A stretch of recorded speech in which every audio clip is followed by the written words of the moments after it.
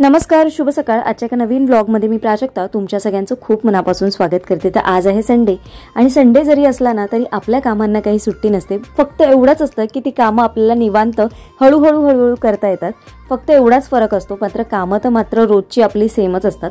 पण माझ्या आजच्या कामांमध्ये थोडासा चेंज झालेला आहे। आज मी एक सर्वात पहिली गोष्ट करणार आहे ना ती चहा ठेवणार आहे आणि ती चहा ना आमच्या दोघांसाठी ठेवणार आहे। तर आज मी असं ठरवलं आहे ना की सचिन बरोबर चहा प्यायचा। मी कधी चहा पित नाही आणि प्यालीस तरी अगदी थोडासा किंचितसा असतो आणि तो पण फक्त दुधाचा मी बनवते। पण काल रात्री जे शेगडीवर दूध गरम केलेलं म्हणजे जे थोडंसं उतू घालवलेलं त्यातलं थोडंसं होतं छोट्या टोपामध्ये, तर ते मी बाहेर ठेवलेलं ना।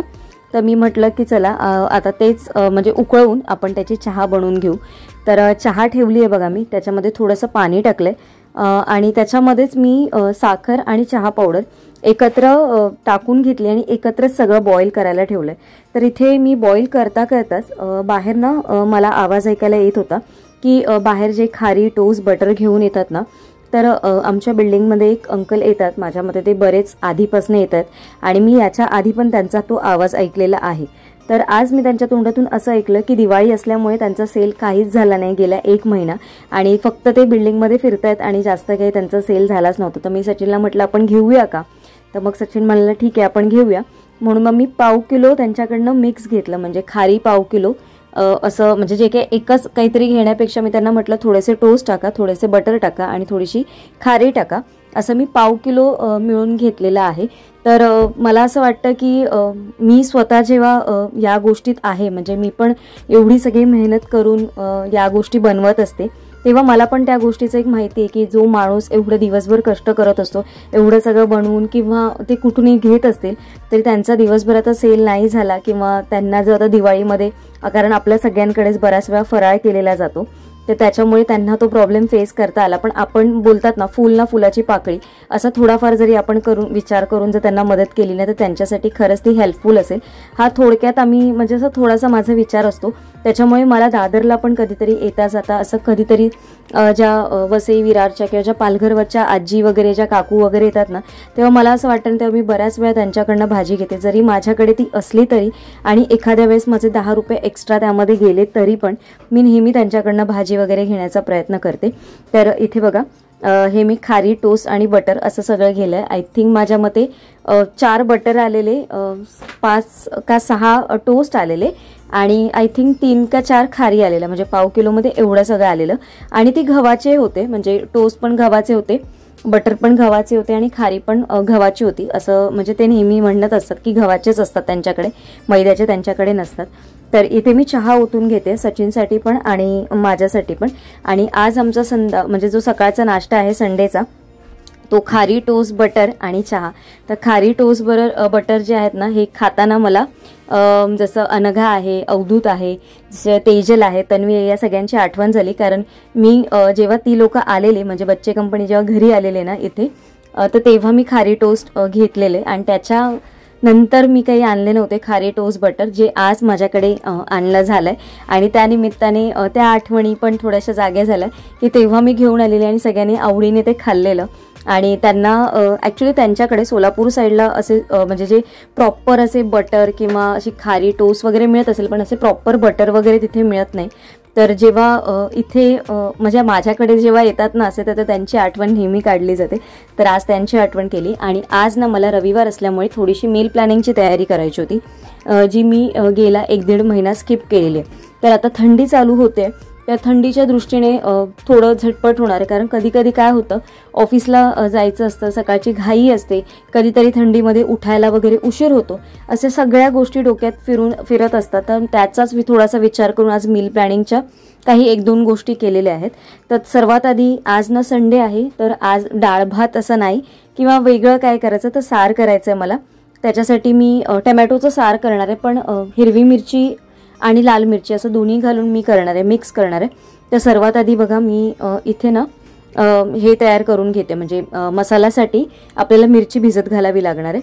तर हा जो मी टोप घेतला, तर आय थिंक याच्यामध्ये ना सचिनने माझ्या नकळत कधीतरी काहीतरी शिजवलेलं आहे आणि तो टोप पूर्ण आतून लागलेला आहे। कारण हे जे छोटे वाडगी असतात ना, त्याचा ना तळ खूप अगदी पातळ असतो, त्याच्यामुळे ना त्याच्यामध्ये तुम्ही काही जरी गरम केलं ना तरी ते खाली ना अगदी करपत नाही, पण ते अगदी खूप त्याच्यामध्ये डाग होऊन जातात.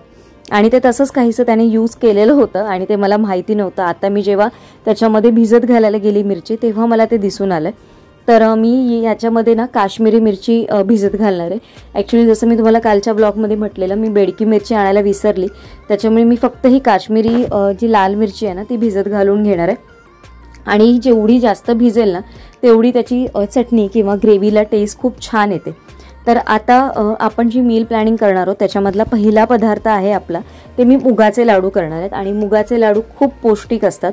तर माझ्याकडे ना या ज्या बिया आहेत, म्हणजे ज्या वॉटरमेलन बिया असतात, सनफ्लॉवर सीड्स असतात, अशा ज्या कुठल्या आपल्या घरात ज्या काही बिया अवेलेबल असतात ना त्या तुम्ही वापरू शकतात. आज मी करणार आहे ज्याच्यामध्ये मी ड्रायफ्रूट्सचा वापर नाही करणार आहे. म्हणजे काजू, बदाम, पिस्ता किंवा आपण अक्रोड अशा बऱ्याच वेळा मी वापरत असते, किंवा मखाना, असं सगळं वापरत असते. तर मी आज मुगाच्या लाडूमध्ये ड्रायफ्रूट्स काही टाकणार नाही. फक्त माझ्याकडे ह्या ज्या बिया आहेत ना त्या मी घेणार आहे. आणि त्याचबरोबर ना काळ्या मनुका मला खूप आवडतात तर ड्रायफ्रूट्समध्ये वगैरे. तर काळ्या मनुका आणि मनुका ज्या आपल्या नॉर्मल असतात त्या दोन्ही मला खूप आवडतात. आणि काळ्या मनुका खायला पण खूप छान लागतात. तर ॲक्च्युली काळ्या मनुकानं जेव्हा गरमी वगैरे असतात ना तेव्हा त्या खाल्लेल्या खूप छान असतात. तर माझा उन्हाळ्यामध्ये तो डाएट असतो की माझ्या सकाळच्या जे काही ड्रायफ्रूट्स वगैरे घेतो त्याच्यामध्ये नेहमी काळ्या मनुका घेतात. तर काळ्या मनुका म्हणजे खरंच थंड असतात. तर आता थंडीत त्या खाऊ नये, पण मला त्या आता आवडतात, म्हणून मी म्हटलं की चला आपण या ड्रायफ्रूटच्या ऐवजी हे वापरूया. तर आता मी ना इथे मूग घेतलेले आहेत आणि मी 1/2 किलोचे लाडू करणार आहे. तर 1/2 किलो जे मूग आहेत ना ते व्यवस्थित मी म्हणजे खोलून पुसून घेतलेले आहेत एका कपड्यावर ओतून, आणि मग आता ते भाजून घेणार आहे. जर तुम्हाला वॉश करायचं असेल तर तुम्ही वॉश करून मग ते ड्राय करून चांगले तसे पण करून घेऊन भाजवू शकता. पण माझ्याकडे आता तेवढा वेळ नव्हता, म्हणून मी फक्त ते पुसून घेतले, एका कापडावर ओतले, ते छान व्यवस्थित पुसून घेतले. आणि मग आता मी ना खरपूस रंगावर ते भाजून घेणार आहे. तर जेवढे छान खरपूस भाजून आपण तेवढा त्याची टेस्ट खूप छान येते. जसं तुम्ही म्हणाल तर मुगाची डाळीचा जेव्हा आपण हलवा करतो तो पण जेवढा छान तुपामध्ये परतला जातो तेवढी त्याची टेस्ट उभरून येते. तसंच बेसनाचं पण आहे. बेसनचे पण लाडू आपण करतो तेव्हा म्हणजे जेवढं तुम्ही ते खरपूस भाजाल ना तेवढी त्याची टेस्ट अजून खूप छान वाटत असते. तर तसंच याचं पण आहे. अख्खे मूग जरी असले ना तरी ते थोडासा काळपट दिसतो कधीतरी लाडू, पण तो टेस्टी होण्यासाठी त्याला छान असे खरपूस भाजावे लागतात. तर ते मी भाजून घेतले. आणि मी ना याच्यामध्ये डिंक वापरणार आहे, कारण तर थंडी पण चालू होणार आणि थोडंसं हेल्दी असं काय, म्हणून मग मी म्हटलं की तूप घेतलेलं आहे. तूप तुमच्यावर आहे, तुम्ही कमी जास्त प्रमाणात तूप वापरू शकता. पण जेव्हा डिंक भाजायचा असतो किंवा डिंक आपल्याला तळायचा असतो ना तेव्हा त्याच्यामध्ये तूप थोडंसं जास्तीचं लागतं. तर मी इथे ना आय थिंक 30 ग्रॅमपर्यंत डिंक घेतलेलं आहे. 50 ग्रॅमचं मी पॅकेट घेऊन आलेली, त्याच्यामधलं मी 30 ग्रॅम घेतलेला आहे डिंक. आणि तो भरपूर होतो, कारण जेवढं जास्त तुम्ही तेलामध्ये किंवा तुपामध्ये तो तळाल ना तेवढा तो जास्त फुलेल. जर आपण कमी तुपामध्ये तो तळला ना तर तो कचकचीत राहतो, म्हणजे तेवढा असा छान असा फुलला जात नाही. म्हणून मग मी छानपैकी तुपात पूर्णपणे तो भाजून घेणार आहे. इथे बघू शकता तुम्ही आपला तुपामध्ये छान असा तो खरपूस रंगावर थोडाफार भाजलाय. अगदी थोडासा लालसर कलर यायला लागतो ना त्याला, याच्यानंतर तुम्ही तो तेलातनं किंवा तुपातनं ज्याच्यात तुम्ही तळाल ना त्याच्यातनं तुम्ही बाहेर काढून घ्या. आणि मी जेवढं हे तूप टाकलं आहे ना त्याच्या म्हणजे पूर्णपणे तेवढं लागणारच आहे मला, कारण याच्यामध्ये मी थोडेसे जे आपण मनुका वगैरे घेतल्यात किंवा ज्या बिया घेतल्यात ना त्या आपण आपल्याला भाजून घ्यायच्यात. तर तुम्हाला ऑप्शन जर तुम्हाला ड्राय करायचे असतील, साखरेचे करायचे असतील ना तर तेव्हा तुम्ही हे सगळं सुकं रोस्ट करून घ्या आणि डिंक स्किप करा. तर तुम्ही फक्त मूग आहेत, मूग छानपैकी भाजून घ्यायचे. आणि या ज्या मनुका आहेत किंवा या ज्या बिया आहेत, ड्रायफ्रूट पावडर आहे, ही अगदी हलक्या हाताने म्हणजे रोस्ट करून घ्यायची. आणि मग रोस्ट करून त्याची मग पावडर करून तुम्ही वापरू शकता. आणि साखरेची पण आपण जशी पूड करतो, पिठी साखर जी असेल ती तुम्ही ॲड करून लाडू वळू शकता. पण आज आपण गुळाचे करणार आहोत, कारण तुम्हाला माहिती आहे मी बऱ्याच वेळा गुळच वापरते, म्हणजे जे कुठले लाडू करते तेव्हा. कारण पाकाचे करण्यापेक्षा ना जर गुळात आपण पटकन म्हणजे पाक न करता जेव्हा आपण लाडू वळतो ना तेव्हा ते पटकन वळले जातात. माझ्यासाठी ते खूप इझी असतात पाक वगैरे वळण्यापेक्षा. तर आता इथे माझ्या बिया पण भाजून झाल्यात बघा. आणि या भाजायला काही जास्त वेळ लागत नाही, थोड्याशा त्या गरम झाल्या ना की त्या तडतडायला लागतात, अशा सगळीकडे डान्स करायला लागतात. आणि मग त्या आपण काढून घ्यायच्या एखाद्या प्लेटमध्ये. आणि ना कढई ॲक्च्युली साईडला थोडं थोडं तूप लागतं ना, तर माझी ती सवयच आहे. थोडी जरी ती अशी मला दिसलं ना की एक्स्ट्राचं तूप बाहेर पडतं आहे किंवा काय होतं ना, तर माझ्या हातात टिश्यू पेपर किंवा एखादा कपडा असा नेहमी असतो की जो मी तिथल्या तिथे क्लीन करतच असते. आणि आता तर काय नवीन शेगडी पण आहे, तर थोडंसं लक्ष अजून त्याच्याकडे जास्त जातं आहे. पण शेगडीकडे कमी आणि माझ्या भांड्यांकडे लक्ष माझं खूप जास्त असतं, की कारण काय होतं ना, तो तुपाचा ओघळ जर पूर्णपणे खाली जर कढईला गेला ना, मग ते थोडीशी कढई काळी होते आणि मग घासायला खूप जास्त असे कष्ट पडतात. तर आता मी काय करते, कढई पाठीमागे टाकून घेते आणि एका साईडला मी काय करणार आहे, गव्हाचं पीठ थोडंसं घेणार आहे. तर मी पाव किलोला ना एक 100 ग्रॅम गव्हाचं पीठ घेतलेलं आहे. आणि गव्हाचं जे पीठ आहे ना, ते अगदी खरपूस रंगावर आपल्याला भाजून घ्यायचं. जर तुम्ही त्याच्यात तूप टाकून भाजलात तरीही चालेल, पण आपल्या याच्यामध्ये डिंक वगैरे जो आपण भाजला त्याच्यामध्ये बरंचसं तुपाचं प्रमाण आहे. आणि जर हे तुम्ही अजून तुपामध्ये भाजलं तर खूप तूप होऊन जाईल. म्हणून मी हे ड्राय रोस्ट करून घेणार आहे. आणि जसं जसं तुम्ही ते भाजत जाल ना गव्हाचं पीठ, तर त्याचा सुगंध येत जाईल आणि तुम्हाला आपोआपच कळेल की कितपत ते भाजलं जातं. तर इथे तुम्ही बघू शकता कलर पूर्णपणे गव्हाच्या पिठाचा चेंज झालेला आहे, अगदी लालसर असा झालेला आहे बघा. आणि हे लालसर झालेलं आहे ते मग आपण आता थंड करायला ठेवून देऊ. कारण आता जेवढं आपण घेतलेलं आहे म्हणजे मूग, डिंक, ड्रायफ्रूट आणि हे जे सगळं आहे ना, ते आपण थोडं थोडं थंड करायला ठेवायचं. आणि थंड करून झाल्यानंतर मग आपण ते मिक्सरला लावायचं. मिक्सरला लावताना एकत्र सगळं लावू नका, 2 वेळेस घेऊन थोडं थोडं लावा तुम्ही. कारण काय होतं, मिक्सर जेव्हा फिरलं जातं ना, ते खूप जास्त प्रमाणात म्हणजे ते फिरलं जातं. आणि कधी कधी काय होतं ना की मग पूड जास्त नीट होत नाही. म्हणजे जे खाली असतं ना त्याची खूप अगदी बारीक होते आणि वरती असताना ते तसंच राहतं. मग ते सारखं सारखं फिरवत राहून ना ते अगदी बाजूला सगळं चिकट होऊन जातं. तर मी काय केलं आहे, इथे मी थोडंसं जे पीठ आहे ना, जे आपलं तयार झालेलं, ते मी तसंच ठेवलं मिक्सरच्या भांड्यामध्ये. आणि बाकीचं जे पीठ आहे ते मी ट्रान्सफर करून घेतलं. आता या पिठामध्ये ना मी हे जे तुपात तळलेलं आपण जे काय होतं तुपात तळलेलं म्हणजे शॅलो फ्राय केलेलं मनुका आणि ज्या बिया होत्या ना, त्या याच्यात घालून म्हणजे थोडंसं मिक्स करून मी त्या दळून घेणार आहे, म्हणजे वाटून घेणार आहे. कारण मग नंतर काय होईल ना की अगदी तेच वाटलं असतं ना, ते तूप झालं असतं आणि खूप चिकट झालं असतं. कारण मनुकाने ते ऑलरेडी थोडासा ओलसरपणा त्या पिठामध्ये येतोच आपल्या. म्हणून मग मी ते म्हणजे थोडंसं पीठ मिक्स करूनच ते मिक्सरला फिरवून घेतलं. आता हे आपण आहे ना सगळं व्यवस्थित मिक्स करून घ्यायचं. म्हणजे जे काही आपलं हे मिश्रण तयार झालेलं आहे ना, ते छान व्यवस्थित मिक्स करायचं. त्याच्या आधी आपण हा जो डिंक आहे ना, तो थोडासा हाताने कुस्करून घ्यायचा. जर तुम्हाला पाहिजे तर तुम्ही मिक्सरला त्या जेव्हा पीठ ओताल ना त्याच्यामध्ये पण तुम्ही तो फिरवलात तरी चालेल. पण काय होतं ना, तो अगदी खूप त्याचं तूप निघून ना तो अगदी चिकट होऊन जातो. आणि पीठ आहे ना अर्धं आपलं मिक्सरच्या भांड्यालाच लागलं जातं. त्याच्यामुळे तो हातानेच असा हे करून घ्यायचा. आणि कसं थोडासा कचकचीत खाताना लागतो ना, जेव्हा डिंक चावला जातो तेव्हा तो खाताना खूप सुरेख लागतो. तर त्याच्यामुळे मग मी थोडासा अर्धा तोडते किंवा अर्धा तसाच ठेवला आहे, असं केलेलं आहे. पूर्णपणे अगदी त्याला बारीक असा मी केलेला नाही आहे. आता हे पीठ सगळं मिक्स करून घ्यायचं. याच्यामध्ये जे आपण डिंक ठेवलेला आहे तो पण डिंक याच्यामध्ये मिक्स करून ठेवायचा. आणि मग आपलं पीठ हे तयार करून ठेवायचं. आता जर तुम्ही याच्यासाठी गुळाचं प्रमाण म्हणाल तर मी पाव किलोला 200 ग्रॅम गूळ घेतलेला आहे. जर तुम्हाला कमी गूळ आवडत असेल तर तुम्ही 150 ग्रॅम घेऊ शकता, म्हणजे तो अगदी कमी प्रमाणात गूळ होईल. पण अगदीच तुम्हाला जर जास्त पाहिजे असेल ना तर मग तुम्ही पाव किलोला पाव किलो गूळ घ्या. तर आता मी इथे पाव किलो माझे मूग होते, 100 ग्रॅम मी त्याच्यामध्ये गव्हाचं पीठ टाकलेलं, 30 ग्रॅम डिंक होता आणि जवळजवळ 50 ग्रॅम मी ज्या आपल्या बिया होत्या ना त्या टाकलेल्या होत्या. आणि मनुका एक 30 ग्रॅमपर्यंत होत्या माझ्याकडे. ते एवढं सगळं माझं प्रमाण होतं आणि त्याच्यासाठी मी 200 ग्रॅमचा गूळ घेतलेला आहे. तर आता पाक तयार करून घेऊ. तर पाक तयार करण्यासाठी मी तीच कढई ठेवलेली आहे बघा. आणि त्या कढईत ना आपण जो गूळ घेतलेला आहे तो गूळ ओतते मी आणि त्याच्यामध्ये किंचितसं असं पाणी टाकणार आहे. आणि मी गूळ करताना म्हणजे गुळाचा पाक जेव्हा किंवा कधी करते तेव्हा त्याच्यामध्ये खूप जास्त असं पाणी ओतत नाही किंवा तो खूप जास्त पण वाट बघत नाही मी की पाक आपला तयार होईल मग आपण तो करायचा चेक करायचा. तर काही नाही, साधी सिंपल पद्धत असते. जेव्हा फक्त गूळ वितळला ना की आपण मग त्याच्यामध्ये डायरेक्ट पीठ ओतायचं आणि ते जसं जसं थंड होत जातं ना मिश्रण तसं तसं ते घट्ट होत जातं. म्हणजे जरी तुमचा पाक पातळ जरी झालेला असेल ना तरी जसं जसं वेळ जातो ना तसं असं गूळ घट्ट घट्ट होत जातो आणि मग आपले लाडू पण घट्ट घट्ट होत जातात, म्हणजे आपल्याला वळायला खूप इझी पडतात. तर त्याच्यामुळे ना जेव्हा तुम्हाला कधी गुळाचा पाक करायचा नसेल किंवा तुम्हाला समजत नसेल असं जेव्हा वाटत असेल ना, तेव्हा तेवढं प्रमाण घ्यायचं. म्हणजे जेवढं तुमचं लाडूचं कुठलं पण मिश्रण असेल तेवढंच गुळाचं प्रमाण घ्यायचं. त्याच्यात थोडंसं एक अर्धा चमचा किंवा अर्ध्या पेल्यापेक्षा पाव पेला पाणी टाकायचं आणि फक्त गुळ वितळेपर्यंत मिक्स करायचं.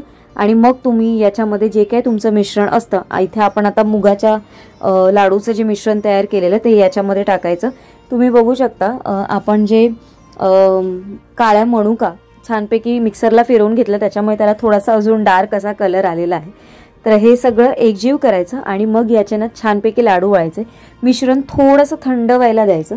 खूप अगदी जास्त गरम असताना करायला जाऊ नका, कारण मग ते तेवढेचे पटापट वळले जाणार नाही. कारण पाक आहे ना थोडासा सगळ्यामध्ये व्यवस्थित नीट मिक्स झाला ना की ते लाडू छान असे वळले जातील. तर मी काय करते ना, पहिले ना थोडे थोडे असे लाडू म्हणजे अंदाजाने थोडे थोडे गोळे करून घेते आणि मग ते साईडला ठेवते.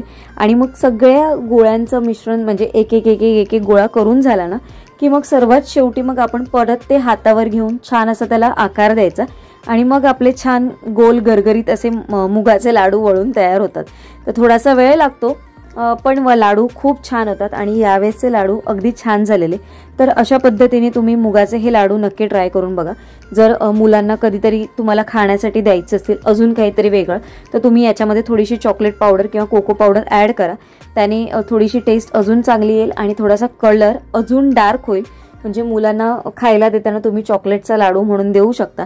आणि हे मुगाचे लाडू असेच जरी तुम्ही दिले ना तरी ते अगदी चॉकलेटच्या लाडूसारखेच दिसतात. मग तुम्हाला टिफिनमध्ये द्यायचं असेल तरी पण हे हेल्दी आहेत. सकाळच्या नाश्त्यासाठी तुम्हाला खायचं असतं 1 ग्लास दूध आणि हे खायचं असेल तरी देखील हेल्दी. आणि आता थंडीच्या सीझनमध्ये ना तर ते अगदी परफेक्ट असं सकाळच्या डाएटसाठी तुम्ही हे यूज करू शकता. तर इथे आपले हे लाडू तयार झालेले मस्त असे. आणि आता आपल्याला ना याच्यानंतर सेकंड एक पदार्थ तयार करायचा आहे, तो पण आपल्या मील प्लॅनिंगचाच एक भाग असणार आहे. तर बऱ्याच वेळा कसं होतं ना, थंडी जेव्हा बसते तेव्हा सकाळी उठायला कधी कधी उशीर होतो किंवा कधी कधी काय असतं संध्याकाळी आल्यानंतर जसं मी आता शूट वगैरे करते मला कधीतरी उशीर होतो. तर प्रत्येक वेळेस मी कुकरला डाळ लावू शकत नाही, कारण डाळ भाताचं कुकर लावणार मग थंड होणार, मग त्याच्यानंतर आपल्याला बऱ्याचशा गोष्टी सगळ्या करायच्या असतात. तर त्याच्यासाठी आज मी एक सूपचं प्रीमिक्स तयार करून ठेवणार आहे, ते आज तुमच्याबरोबर शेअर करते. तर ना मला लसूण सोलायचे, तर ही जी लसूण आहे ना ती सोलायला मला सचिन हेल्प करणार होता, म्हणून मी ना लसणीचे पहिले 2 कांदे काढून घेतले आणि ते मी आता सचिनला देते. म्हणजे तो माझं काम आवरेपर्यंत मला थोडीशी मदत करणार आहे की मला लसणाचे कांदे हे सोलून देणार आहे. त्याच्यामुळे मग मला ते आठवडा 15 दिवसामध्ये ते यूज होऊन जातील. तर इथे मी तुम्हाला प्रमाण सांगते बघा, जे मी सूपचं प्रीमिक्स करणार आहे. तर इथे मी तूर डाळ घेतलेली आहे, ही अर्धा वाटी तूर डाळ आहे, पाव वाटी मी मूग डाळ घेतलेली आहे. इथे तुम्ही मसूर डाळ तुम्हाला पाहिजे असेल तर मसूर डाळ पण वापरू शकता. तर याच्यामध्ये मी राई घेतलेली आहे, त्याचबरोबर जिरं घेतलेलं आहे, त्याचबरोबर आपला जो मेथी दाणे असतात ते पण मी याच्यामध्ये घेतलेले आहेत. इथे कढीपत्ता घेतलेला आहे आणि त्याचबरोबर लाल मिरच्या घेतलेल्या आहेत. आणि बाकीचं जे काही आता आपण याच्यामध्ये अजून ॲड करणार आहोत ते मी नंतर तुम्हाला सांगते. आता आपल्याला काय करायचं ना, एक एक करून गॅसवर हे सगळं ड्राय रोस्ट करून घ्यायचं आहे. जर तुम्ही डाळ कुठल्याही डाळ म्हणजे तूर डाळ, मूग डाळ, मसूर डाळ या तिन्ही डाळी जरी मिक्स करणार असाल तरी चालेल, पण मला ॲज हे डाळ म्हणून पण यूज करता येईल असं मला काहीतरी बनवायचं आहे, किंवा मग सूप म्हणून पण आपण हे पिऊ शकतो. तर असं माझ्या डोक्यात काहीच आहे, कारण हे जर प्रीमिक्स आपण केलेलं असेल ना तर तुमच्या लक्षात आलं असेल की हे अगदी डाळीसारखं आहे, तर तुम्ही याची फोडणी देऊन पण वरण करू शकता. कारण जेव्हा अगदी आपण याची ना पेस्ट करणार आहोत म्हणजे मिक्सरला फिरवून घेणार आहोत, तर जेव्हा तुम्ही हे पीठ करून जर ठेवलात ना तर तुम्ही त्याची घट्ट अशी डाळ पण करू शकता. त्याला लसणाची फोडणी द्या, त्याच्यामध्ये अजून थोडेसे त्याच्यामध्ये भरपूर असे मसाले टाका, तर तशा पद्धतीने पण तुम्ही करू शकता. किंवा जर तुम्हाला डाळ वडे आवडत असतील तर तुम्ही याच्यामध्ये डाळ म्हणजे हे जे सूप आहे ते छान असं गरम करा आणि त्याच्यामध्ये तुम्ही जर वडे वगैरे काही तळून टाकले तरी पण तुम्ही याचे डाळ वडा म्हणून खाऊ शकता. जेव्हा इडली सांबार करतो आपण सकाळचं किंवा रस्सम टाईप हवं असेल तर ते पण तुम्ही ॲज अ सूप आहे ते रस्सम म्हणून वापरू शकता. याच्यामध्ये तुम्ही चिंचेचा कोळ टाका किंवा कोकमाचा आगूळ टाका आणि तुमचं जे आपलं रस्सम असेल ते तयार असतं, सांबार असेल ते तयार असतं. सकाळच्या घाईच्या वेळेस तुम्ही नाश्त्याला देऊ शकता किंवा मग टिफिनमध्ये द्यायचं असेल किंवा आपल्याला घरात म्हणजे एका वेळेस जेवणाला पण करायचं असेल ना, ते पण आपलं उपयोगी होऊन जातं. तर त्याच्यासाठी बघा मी तूर डाळ, मूग डाळ, त्याचबरोबर 1 चमचा जिरं घेतलेलं आहे, 1 चमचा राई घेतलेली आहे, थोडीशी मेथी दाणे घेतलेले आहेत आणि हे सगळं आहे ना आपण मिक्स करून घ्यायचं. आणि थोड्याशा ना काळ्या मिऱ्या टाकल्यात, कारण आपण याच्यामध्ये ना खूप जास्त मसाला टाकणार नाही. तर एक 7 ते 8 मी काळ्या मिऱ्या घेतलेल्या आहेत. बघा प्रमाण एकदा परत सांगते, याच्यामध्ये अर्धा वाटी तूर डाळ आहे, पाव वाटी मूग डाळ आहे, 1 चमचा जिरं आहे, 1 चमचा राई आहे, थोडासा पाव चमचा मेथीचे दाणे आहेत आणि 7 ते 8 जवळपास काळ्या मिरी आहेत. तुमच्या आवडीनुसार तुम्ही ते घेऊ शकता. आता हे आपल्याला सगळं वाटून घ्यायचं आहे. वाटण्याच्या आधी आपण याच्यामध्ये थोडीशी हळद टाकणार आहोत आणि थोडंसं मीठ आपल्याला टाकायचं आहे आणि सगळं अगदी बारीक पावडर याची करून घ्यायची. आणि याच्यामध्ये एक सिक्रेट पदार्थ मी तुम्हाला सांगते की काय करायचं, कारण हे जरी केलं ना तरी बऱ्याच वेळा असं होतं ना की प्रेमिक्स पातळ पाण्यासारखं, म्हणजे जेव्हा आपण मिक्स करतो आणि जेव्हा ते बॉईल करतो ना तेव्हा सूप आपलं पातळ पाण्यासारखं होतं. तर ते होऊ नये म्हणून आपण कॉर्नफ्लॉवर न वापरता त्याच्यामध्ये ना तांदळाचं पीठ वापरायचं, म्हणजे ते हेल्दी पण असेल, म्हणजे आणि कॉर्नफ्लॉवर पण आपण स्किप करू शकतो. तर तांदळाचं पीठ आहे ना हे कुठलाही पदार्थ, म्हणजे जरी आपलं ताकाची कढी करा किंवा तुम्ही एखादं सार करा किंवा जसं आंबट सार वगैरे जेव्हा आपण करतो ना तेव्हा ते फुटण्याचे चान्सेस असतात. तर तेव्हा तुम्ही त्याच्यामध्ये थोडंसं तांदळाचं पीठ लावलं ना त्या ग्रेव्हीमध्ये ॲड करून, तर ती कढी फुटणार नाही तुमची. तर तशाच पद्धतीने ना आणि त्याला थिकनेस येण्यासाठी आपण या सूपमध्ये थोडंसं तांदळाचं पीठ मिक्स केलं. आता हे सूप बनवायचं कसं ते मी तुमच्याबरोबर शेअर करते.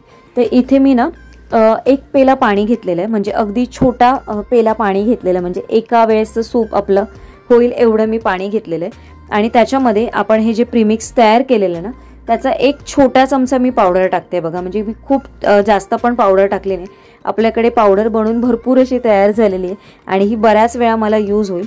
तर याच्यामधली मी ही 1 चमचा याच्यामध्ये टाकणार आहे आणि आपल्याला हे बॉईल करून घ्यायचं आहे. जसं जसं ते बॉईल होईल ना तसं तसं ते घट्ट होत जाईल. मग तुम्हाला तुमच्या आवडीनुसार, म्हणजे तुम्हाला कितपत पातळ हवं आहे किंवा मग कितपत अजून घट्ट करायचं आहे, कारण थोडंसं तांदळाचं पीठ आहे आणि मुगाची डाळ पण आहे त्याच्यामुळे जसं जसं तुम्ही शिजवत जाल ना त्याला थोडासा दाटसरपणा येणार. पण तरी पण तुम्हाला अजून दाटसरपणा हवा असेल तर तुम्ही तुमच्या प्रमाणानुसार त्याला कमी जास्त प्रमाणात शिजवू शकता. तर इथे आपलं छान सूप तयार झालंय. हे असंच इन्स्टंट सूप आहे जे तुम्ही थंडीच्या दिवसात पण पिऊ शकता. जर तुम्हाला उशीर वगैरे होत असेल तरी पण म्हणजे पिऊ शकता आणि हे आपलं वेळ वाचवणारच आहे. तर छान सूप तयार झालेलं आहे. आता याच्यामध्ये मी थोडंसं लिंबू पिळून घेणार आहे, कारण हे ना थोडंसं आंबट असेल ना तर खायला खूप छान लागतं. याच्यामध्ये तुम्ही मिक्स व्हेजिटेबल्स पण तुमच्या आवडीनुसार बॉईल करून याच्यामध्ये ॲड करू शकता किंवा मग तुम्हाला फक्त बीन्स वगैरे असतील ना किंवा फक्त कांदा वगैरे ॲड करायचा असेल तो पण तुम्ही ॲड करून ना हे सूप टेस्टी लागतं अगदी खायला. एकदा ही रेसिपी नक्की ट्राय करून बघा आणि मला नक्की कमेंट करून सांगा. तर छान गरमागरम सूप तयार झालंय, आता हे प्यायचंय. तर आजचा व्हिडिओ तुम्हाला कसा वाटला मला नक्की कमेंट करून सांगा. आणि आज ज्या दोन्ही गोष्टी दाखवल्यात मी तुम्हाला, म्हणजे 2 पदार्थ दाखवलेत जे मील प्लॅनिंगच्या दृष्टीने खरंच खूप हेल्दी आहेत. आता विंटर चालू होतोय, हिवाळ्याच्या दृष्टीने खरंच खूप हेल्दी देखील आहे. आणि असं जर काही आपल्याकडे केलेलं असेल ना तर तुम्ही ॲज अ डाळ म्हणून इडली वड्याबरोबर जेव्हा जर तुम्हाला झटपट काही करायचं असेल, कारण बऱ्याच वेळा आपल्याला रस्सम किंवा जे सांबार असतं करायला वेळ नसतो, तर अशा वेळेस ही रेसिपी तुमच्या नक्की कामी येईल. मी लिंबाचा रस प्यायला, तुम्ही तिथे चिंचेचा कोळ टाकलात की तुमचं झटपट असं सांबार तयार होईल. तर आय होप, आशा करते तुम्हाला आजचे दोन्ही व्हिडिओ आवडले असतील. आणि हे सूपचा स्मेल इतका छान येतोय ना की असं मस्त गरमागरम पिते कधी असं झालंय. मी तुम्हाला टेस्ट करून पण सांगते.